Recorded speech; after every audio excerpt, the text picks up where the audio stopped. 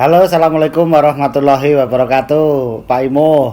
Waalaikumsalam warahmatullahi wabarakatuh. Waduh, sugeng dalu niki nggih. Mas Imo Iya ini Pak, selamat malam Pak. ada pertanyaan terus ini dari petani-petani kita. Ya, masalah teknis apa berkebun sawit ini Mas, budidaya kelapa sawit. Jadi pertanyaannya ini begini Mas.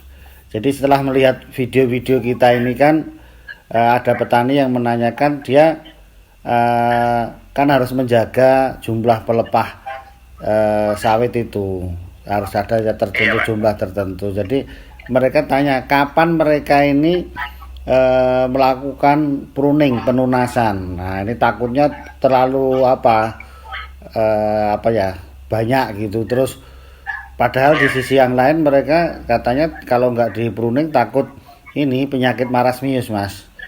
Jadi gimana Mas, kapan itu kita mulai mempruning dan apa tujuan sebenarnya? Silahkan Pak Ino. Oke Pak Gus, Iya. ini saya sampaikan bahasanya untuk pruning perdana yang namanya pruning itu kita mulai sejak 6 bulan setelah dilakukan kastrasi terakhir Pak Gus. Oh iya. Jadi tujuannya adalah karena kalau kita menghentikan kastrasinya umur 20 bulan, Iya. berarti di umur 26 bulan kita melakukan kastrasi. Oh, Kan iya. gitu Pak. Iya, Karena iya. tunas perdana kan Tunas gitu. perdana, ya. Nah, tapi kalau kita menghentikannya di umur 24 bulan, berarti umur 30 bulan lah kita Iya. melakukannya Pak. Oh iya. Tapi kalau kita menghentikannya di umur 30 bulan, berarti umur 36 bulan kan gitu. Oh iya iya. Nah, tujuan kenapa kok dilakukan tunas perdana ini ada beberapa hal.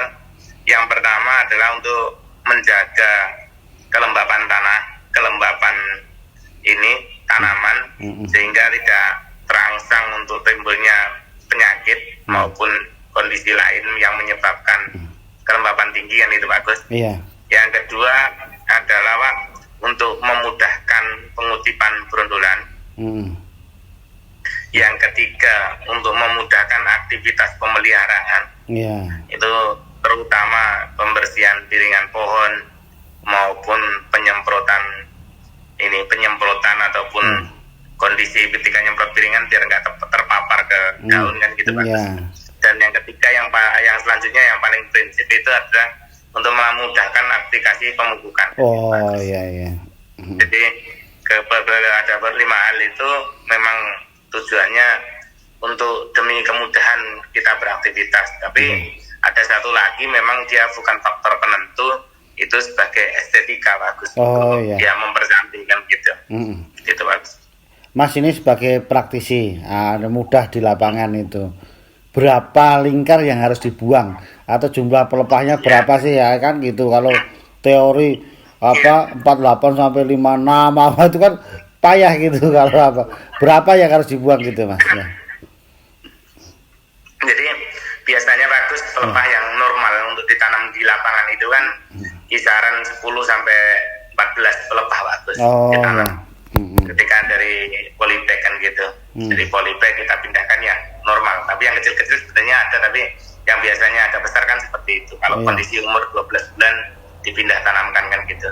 Nah, kemudian di lapangan prosesnya ketika TBM 1, TBM 2, TBM 3 ini kita rata-rata aja biasanya kan 24 pelepah per tahun Pak. Oh iya iya. Sehingga total dalam 3 tahun itu adalah 72 pelepah kan gitu. Sehingga ditambah lagi yang dari lapangan tadi 10, misalkan 10 sampai 14 kita rata-rata 10, berarti ada 82 pelepah bagus. Walaupun mungkin pelepah di bagian bawah sudah ada yang kering. Jadi kalau kita mempertahankan 80 menjadi ya 80 yang kering yang sudah enggak ini misalkan masih tersisa 72 pun, berarti kan kita harus menurunkan sebanyak 16 untuk mencapai untuk 56. Iya. 16. Kan gitu bagus. Iya iya. Nah, dan itu 16 itu kan kalau dihitungkan dengan pilotaksis daun kan itu merupakan 2 lingkar pelepah. Oh iya. Yang Iya.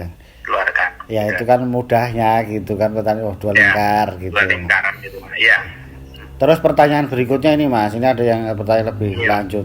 Pak, saya itu kan takut pengalaman selama ini kalau terlalu lembab kan terserang marasmius nanti pengendaliannya susah katanya. Makanya kami melakukan ini penunasan ini lebih cepat itu tadi. Gimana resikonya ya Mas ya? Itu takutnya kan lebih cepat bersih, tapi kan jumlah pelepahnya untuk mengejar sebagai dapurnya kelapa sawit itu kan jadi berkurang Mas. Tapi gimana itu pendapat Pak? Jadi kunci utama ketika mau menunas lebih duluan itu memastikan pelepah yang terpotong memang benar-benar kering dan sudah tidak ada lagi proses fotosintesis bagus. Oh betul. Kalau juga sudah itu kering, prosesnya daunnya itu udah kering, pelepahnya udah kering, silahkan aja nggak apa-apa.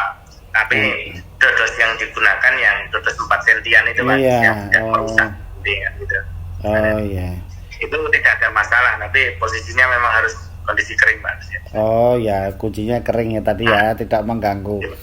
Itu. Terus gini Mas. Iya Pak. Sebetulnya kan teknik itu tadi ada membuang sanitasi itulah buah-buah yang mungkin terlambat kastrasi. Nah itu kalau tidak dibersihkan kemudian ditunasnya lembab nanti juga mempengaruhi ini loh Mas, hama Tirata vivena, penggerak tandan itu di daerah-daerah gambut maupun yang tanah berpasir biasanya. Selain marasmius tadi. Iya. Gitu kan Mas Imo? Jadi, iya betul bagus. Jadi kalau umpamanya kondisi kelembapan tinggi ini kan, memang apalagi ya di areal gambut, misalkan di areal berpasir itu pasti sensitif yang namanya tirataba itu bagus. Tapi kalau tanah-tanah yang mineral itu mungkin sangat jarang kalau tirataba, walaupun memang ada tapi nggak separah kejadian di areal-areal yang berpasir ataupun yang ada genangan lah. Harapan itu pun banyak Pak, karena memang kelembapan kunci utamanya kan gitu. Betul. Kalau curah hujan tinggi di area-area harapan pasti akan mulai nampak gejala yang Bapak sampaikan. Iya. Oke, Mas Imo, nampaknya jawaban sudah jelas tadi.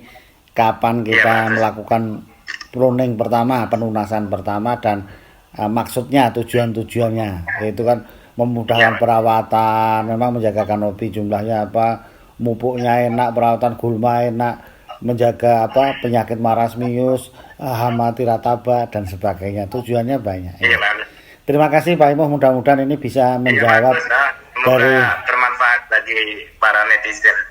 Ya. Assalamualaikum Pak Imo.